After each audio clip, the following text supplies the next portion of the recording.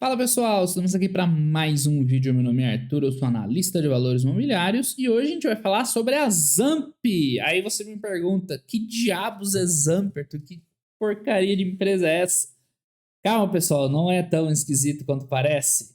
É uma velha conhecida nossa, Burger King. Talvez não tão conhecida, né? Não sei se todo mundo conhecia a empresa antiga BRBK. Cadê eu? Já fiz vídeo dela no canal aqui. Essa aqui, ó, BKBR3, tá? Eles mudaram esse trimestre aí o código de negociação e o nome da empresa para Zamp. Mas por quê? De onde veio? Nossa, a menor ideia. Isso aí eu não posso ajudar vocês, mas o fato é que Burger King virou Zamp. E a empresa continua lá. Bom, e o que tem de interessante nessas empresas? Cara, a Burger King, já quanto tempo que ela tem? Ela tá listada 2017, mais ou menos por aí, né? Que ela abriu o capital. Mas eram uns números meio estranhos, meio mais ou menos, rodava no prejuízo, a empresa deu uma reestruturada. Aí o que aconteceu em 2020 para empresas de alimentação? Quer dizer, para quase tudo quanto é empresa, né? Mas para as empresas de alimentação foi um desastre, foi a pandemia, certo? Então a gente não chegou a ver essa empresa assim operando mesmo no Brasil, entregando resultado e tal. Né? Ela era meio esquisita antes do IPO, aí fez IPO, melhorou os números, aí veio a pandemia, boom, né?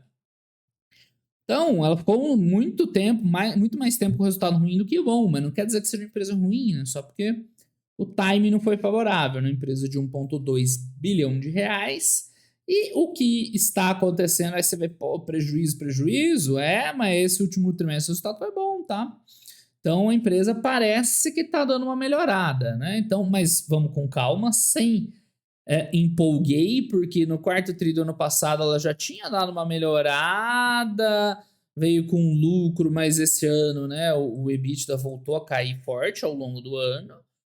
Esse quarto tri tá melhor, isso é inegável, né? Então, enfim, se a gente vai ver os números da apresentação, os números dela são bons, tá? A margem bruta bem alta, deu uma boa diluída nas despesas, veio com o EBITDA bom pro trimestre. A gente só tem que tomar cuidado, porque o quarto tri do ano passado também veio bom assim, e durante o ano ela deu uma afundadinha. Né? Mas, enfim, custa nada a gente dar uma acompanhada e ver o que aconteceu, o que ela melhorou, tá? Ela tá agora com uma dívida sob controle para esse EBITDA. Aqui, ó, dá uma falsa impressão que a dívida disparou e tal, mas foi muito mais uma questão que o EBITDA que subiu do que a dívida que disparou. Na verdade, ela era caixa, né, neutra, por causa do IPO, provavelmente, né? Tinha levantado dinheiro, ó, tinha muito mais dinheiro em caixa que dívida, com o tempo foi gastando, ficou equilibrada. Aí, com a pandemia, né, queimou dinheiro, virou um pouquinho para dívida. Mas o maior problema foi o EBITDA que zerou, negativou, tá? Agora, voltando a ter um limite lá, uns 300 milhões. A gente vai ver que na apresentação eles dão um valor ajustado até mais alto. Fica uma dívida aceitável, né? Ela cabe bem aí dentro do balanço da empresa, né? Geração de caixa tá lá e tal. Foi caixa líquido positivo, mesmo com abertura de lojas e crescimento. Então é um case que vamos ver se ele entra nos eixos. Se entrar nos eixos, né? Se a gente observar aí uma repetição no resultado bom como o do quarto tri, é um que vale a pena acompanhar. Né? Eu acho que ainda precisa ver mais um pouquinho, mais 1 ou 2 trimestres. Porque aqui ela deu uma ameaçada, tipo, agora vai, e os resultados depois ela perdeu muito, né? Não que seja péssimo, né? Mas aí já quase não dá rentabilidade mais. Né? 50, 60 milhões de EBITDA, mal dá para pagar o resultado financeiro. Agora 140 dá, 140 sobra grana. Então vamos ver, eles vão sustentar. Assim, provavelmente o quarto tri tem uma sazonalidade favorável. Mas, né, mesmo que deu uma acomodadinha, vai sustentar essa rentabilidade nova aqui? Se for, dá para considerar investir nela, tranquilo. Né? Se ficar mais fraco, aí dá uma desanimada. Mas é inegável, né, que as receitas cresceram, que esse resultado aqui é o melhor que ela já teve e tudo mais. Ok? Vamos ver a apresentação e depois a gente volta aqui para dar mais um parecer. Essa troca de nome para esse logo aqui é uma das coisas que aparentemente não faz muito sentido, né? Os destaques do trimestre foi um recorde histórico de receita, margem bruta de 66%. É bom, tá? Se ela sustentar isso aqui, se isso for recorrente, né, é bem animador, porque tem todo um potencial não só de entregar resultado, como de alavancando as despesas operacionais, que é uma forte alavancagem operacional. Porque você tem uma margem bruta alta lá em cima, se você não cresce despesa operacional, né, tanto, né, ela é uma empresa de varejo de alimentação, né, a lógica é tipo de varejo, abre loja, vai ter gasto, né, então, enfim. Mas é possível aí ter um resultado bom sim no futuro, tá? Vendas digitais, geração de caixa, abriram 35 restaurantes no período, no ano acho que eles abriram 50, se não estou enganado. Então, vamos ver, parece estar engrenando, né? Então a receita cresceu 15% em relação ao ano passado, os canais digitais crescendo mais, né? Aumentando a participação, dentro do resultado da empresa, margem bruta muito forte, né? Bem interessante isso aí, né? E no trimestre eles conseguiram chegar a um EBITDA ajustado muito bom, tá? De 200 milhões, estava 140 o oficial, né? O que os caras ajustam esse EBITDA? É uma medida não contábil, despesas operacionais com aquisições e outras despesas. Não tem muito detalhe, né? Seria bom dar uma olhada o que eles consideram esses ajustes aqui, porque já começa a fazer muita diferença, né? 200 milhões de EBITDA num trimestre já é bem mais expressivo, tá? Same Store Sales tá bom, então BK é Burger King, PLK é Popeyes, eles têm duas marcas, né? Burger King, que é a maior disparado da empresa, a maior representatividade, e Popeyes, enfim, não sei explicar direito, a gente já vai ver umas fotos lá, né, do que os caras vendem, mas é tipo o mesmo estilo, né? Um fast food da vida aí, né? Que tá num estágio bem mais inicial ainda de operação, tá? Ainda não é tão grande, não é tão maduro ainda. A Burger King já é, os caras têm muita loja. 990 lojas, é loja pra caramba. É grande a rede. Né? Nem todas são próprias, muitas são franqueadas, mas a grande maioria é própria, né? Aí eles dividem em lojas de mall, em shoppings, freestanding. Freestanding é o quê? É tipo os quiosques? Vamos ver aqui o mall. Shopping center, hipermercado e terminais rodoviários e aeroportos. Inline, lojas com acesso direto à loja pública, né? Então, a via pública. Isso aqui é a loja. Que possui o quê? Salões internos com mesas e assentos. É, tipo um restaurante. Tá ótimo. Freestanding, lojas de rua com presença de pista drive-thru. Ah, tá. É a loja que não tem espaço para você não tem um salão, né? Pra você sentar e consumir lá. É um balcão, né? Então você vai lá e pega comida, ou no drive-thru, ou a pé mesmo. Mas é loja, hein? Loja pra burro. Bastante loja, abriram 50 no ano, 5% de crescimento. Então, interessante, sendo que a grande maioria é Burger King, né? E Popeyes está indo, né? Tá começando. Receita, a gente viu, né, uma evolução boa de receita, que está comparando só os quartos trimestres, né, no acumulado do ano 2020, né, óbvio, motivos óbvios foi mais baixo, mas já voltou, está bem acima de 2019, do pré-pandemia. Que mais, né, Same Store Sale saudável, isso é legal, Same Store Sale ficou negativo, né, em 2020. Antes da pandemia não era aquelas coisas, né, tava ali Same Store Sale meio duro e tal, mas 2020, claro, foi péssimo. E agora vem voltando bem, tá? Da Popeyes, né? Tá lá, um Same Store Sale ok também. Foi mais forte ano passado, mas esse ano veio positivo da mesma forma, tá? Então, falando agora só de Burger King, Bob Esponja, abacaxi gigante. Né, um crescimento bacana, 3 bilhões, né? Bastante coisa. Campanhas, bateu recorde de market share, né? Segundo pesquisas e tal. Interessante. E o Popeyes, olha aí, ó, a comida do Popeyes. Gostei, hein? Achei bem apetitoso esse frangão empanado com bacon e maionese. Tem o seu apelo, hein? Mas enfim, tá aqui, restaurantes PLK, que é do Popeyes. Eles falam lá, comida do Tennessee, não sei lá. Sei lá que diabo que vem disso aí. Mas é um fast food da vida, tá? O crescimento ele é mais linear, né? Ou, desculpa, não caiu em 2020, mas é uma loja bem menor, né? Uma rede bem menor. 49 lojas ainda. Ainda tá crescendo, tá amadurecendo ainda. Já é uma das principais redes, sei lá qual que é a métrica. A métrica é venda por ativo, tá? Resultado operacional virou para positivo, já deve estar contribuindo com o resultado do grupo e tem um plano de expansão grande, né? Então tem, pelo visto, bastante avenida de crescimento povo adora, né? Uma marca assim diferentona e tal. Beleza, né? Que mais que tem de bom? Destaque aí para as vendas digitais, né? Com um detalhe que aqui ó, atrás de mim está escrito Totem. Então eles consideram venda digital aquelas que você faz no Totem de autoatendimento, né? E você só retira. Ok, é digital, né? É meio diferente do que eu tava pensando. Então eles comentaram que tem lojas que inclusive não tem atendente de venda, né? Só tem o Totem. É claro, tem alguém para te entregar a comida, alguém faz a comida, a loja não é automática, é 100%. Mas o pedido não é, e esse azulzinho pequenininho é pelo app. Então tá evoluindo aí, né, em termos de delivery, aplicativos, e é legal, né, ter uma participação maior. Né, parece que não é o core do negócio, né, enfim, o digital. O pessoal gosta de sair, comer e tal, mais do que pedir em casa, mas né, o que puder crescer tá valendo, né? No digital é mais um canal, mais uma avenida de crescimento e beleza. Então, eles falam bastante de ecossistema digital, então tem os clientes, eles têm programa de fidelidade do Burger King, tem um aplicativo, enfim. Né, não acho que seja o core dessa operação, né? O mais importante de tudo é digitalizar e tal, mas o que eles conseguirem crescer nesse sentido, né? Melhor, tá? Então, né? É legal ver que eles estão aproveitando o que eles podem e faz um loyalty cliente, fidelidade do Burger King, manda ver. Custos, CMV, custo de mercadoria vendida e SG&A, tá? Então aqui foi o grande destaque, né? Sem sombra de dúvidas, o resultado da empresa. Uma melhora na margem bruta bem boa, né? Ano passado já foi boa, para ser honesto, mas melhor ainda nesse ano. E olha que tá tendo pressão inflacionária de custo de alimentos e tudo mais. E os caras metem bala. Esse tipo de rede, né? A comida em si, os custos acho que são maiores de ocupação e tal do que com o alimento em si, né? Mas enfim, resultado muito, muito bom, tá?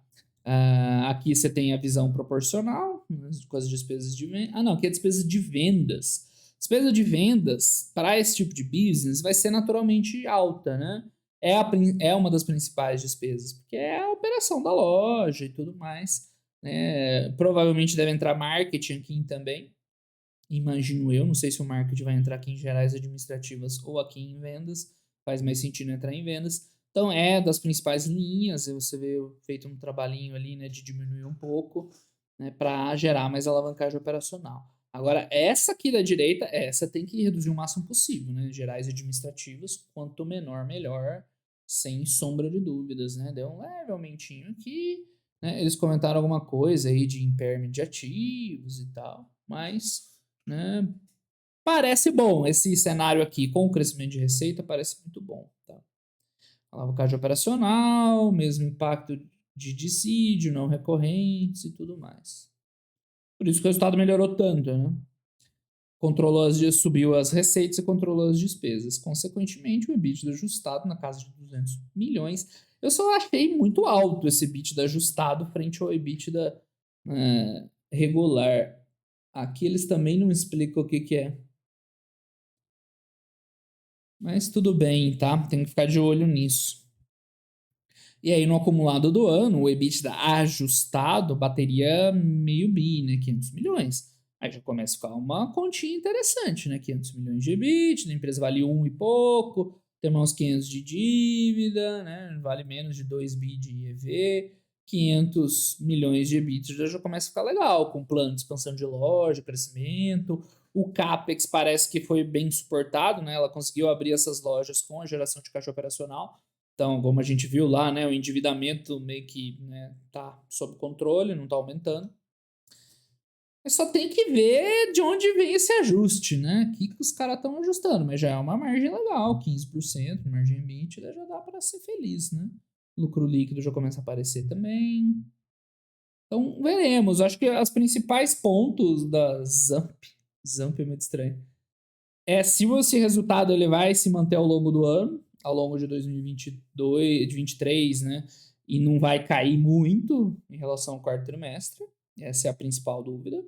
E dá uma olhada aqui nesse EBITDA ajustado, ver o que a empresa está ajustando para ele ser assim, consistentemente mais alto, né? Não tem cara de ser ajustes pontuais. Enfim, fluxo de caixa foi bem bom, né? Destaque, liberou capital de giro e tal, né? Gerou aí 200 milhões de reais no trimestre, que é bom. Isso, por outro lado, suporta, né, a visão de que o EBITDA é mais forte que isso aqui, porque, né, gerou um caixa maior, mesmo com liberação de capital de giro. E o CAPEX, né, mais uma empresa que o ponto importante é esse equilíbrio de geração de caixa operacional CAPEX. Ela, como ela está meio para trás, ainda é importante ela estabilizar essa rentabilidade. Né? Não está ganho o jogo ainda. Ela precisa mostrar que o resultado virou para positivo, assim, de uma forma mais sólida. Agora, em ela se mantendo rentável e tal, a partir daí o próximo ponto a se acompanhar é o quanto eles vão administrar de CAPEX em relação à geração de caixa. Esse ano, ó, 300 milhões coube tranquilo na geração de caixa operacional da empresa. Então, beleza, se continuar assim, tá ótimo. Tá? A maior parte do CAPEX vem para abertura de lojas, um pouquinho de manutenção, investimentos, tecnologia e outros. Então, esse aqui seria o segundo ponto para se observar nela. Né? Ela aproveitou que sobrou um dinheirinho e fez umas recompras, eles não pagam dividendo, não pagaram pelo menos até agora. Deve ter bastante prejuízo acumulado. Né? Sobre o endividamento, a gente já tinha falado, né? Endividamento líquido, até que ela tinha caixa ainda do IPO, aí foi consumindo, né? Durante a pandemia foi pesado o consumo. Aumentou um pouquinho o endividamento líquido aí, mas né, super tranquilo. Então, né, com o crescimento do resultado operacional, cabe aqui numa boa, né? 1,5 vezes, tá bom até. Não precisa nem desalavancar, né? Se ela não quiser desalavancar e quiser ficar rodando com uma vez e meia dívida líquida e EBITDA, é tranquilo, para falar a verdade. Então, ela até aceita um pouquinho de investimento acima do FCO, né? Um pouquinho, desde que tenha crescimento no EBITDA compatível. Aí você vai equilibrando, né? O dívida líquida e EBITDA. Vai sumindo a dívida, mas vai sumindo o EBITDA, né? Esse 1,5 aí tá sem IFRS 16, mas não deve fazer muita diferença. E é isso, estrutura da dívida, tá tranquila. O que vem por aí? Boa. Crescimento de vendas com evolução de margem bruta, vamos ver, né? Esse é um ponto importante, porque o resto meio que é mais fácil. Se evoluir bem as vendas, né? Manter ali os custos e tal, né? Dá para esperar aí um ganho de rentabilidade bom lá embaixo no top line, no bottom line. Tá? Forte expansão de restaurantes seria bem legal também, claro, desde que encaixado o CAPEX, como a gente comentou. Crescimento de canais digitais, tecnologia, isso aí, beleza, também, né? Mas não é o core. Então, tá interessante ela, né? Eu ainda sou mais cauteloso. Falando, não, vamos esperar um pouquinho, né? Ver, porque ano passado a gente teve ali um falso alarme, né? Olha só, você tá olhando. A empresa mal dá EBITDA positivo, deu negativo, deu negativo. Aí chega e vem 120, opa, agora vai. Agora nós vamos ganhar dinheiro. E depois, né, cai bastante. Não que tenha piorado tanto a ponto de vir negativo, mas aqui ela não é rentável, né? Agora, opa, já voltou para 140. Agora, o que eu olharia, se você está interessado aí na Zamp, antigo Burger King, é ver de onde isso aqui vai para 220 ajustado. É muito ajuste, né? Esse EBITDA. Então, é importante ver isso aí. Os caras estão muito otimistas. Mas, enfim, é isso aí. O que a gente quer ver nos próximos trimestres? Uma rentabilidade boa também, tá? Não precisa repetir. Pode ser que o quarto trimestre sempre vai ser mais forte que os outros. Beleza. Não tem problema. Mas não pode cair tanto. Né? Pode cair de 140 para 50. Né? Aí dá uma desanimadinha, né? Mas o fechamento do ano não dá para reclamar, tá? É razoável, compatível, né? Investiu pé no chão, dívida controlada. Mas, né, tá muito recente essa melhora ainda, né? É sempre prudente esperar um pouquinho mais. Dá uma olhada aí, ver se tem alguma novidade pra gente ver aqui. Enfim, né, o valor dela, em ela mantendo um EBITDA daí de 300 ou 500, que seja, fica um valor interessante, mas ainda tem toda essa questão, né, da gente ver se é sustentável isso aí mesmo. Mas veremos, tá?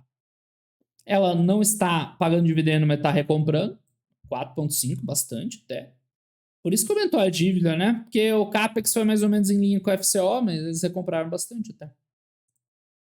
E em termos de margem, a gente viu lá, né? Bateu recordes, ele não deve estar atualizado, 66, muito boa aquela margem. Tem um pouquinho de SBC, mas não é muito. O CAPEX, você vê, né? É apertado ali em cima do FCO, tem que ficar de olho. O resto não tem nada de muito importante aí para ver. Alavancagem, né? Esse valor, ele é sem arrendamento, tá? Com arrendamento daria mais alto, mas enfim. Isso a gente já discutiu bastante sobre isso. Então, por enquanto, eu fico no 3 para, né, falando, calma, não vamos empolguei, né? De boa, ela tem condição de virar uma 4, sei lá, no futuro um 5, até sim. Mas precisa manter o que ela mostrou nesse quarto trimestre, né? Por enquanto, vamos ser conservadores. E aqui, fazendo um resuminho, tô no prejuízo. Ficou muito tempo dando prejuízo mesmo. Por isso que a gente é escaldado, né? Você não vai assim, all-in numa empresa que vende um monte de prejuízo. Ah, melhorou um trimestre, bora. Não, calma, pessoal. Fatos do ano de 2022. Na verdade, o quarto tri, né? O ano, em geral, não... O ano em geral, embora melhor que 2021, não foi grande coisa em termos de rentabilidade.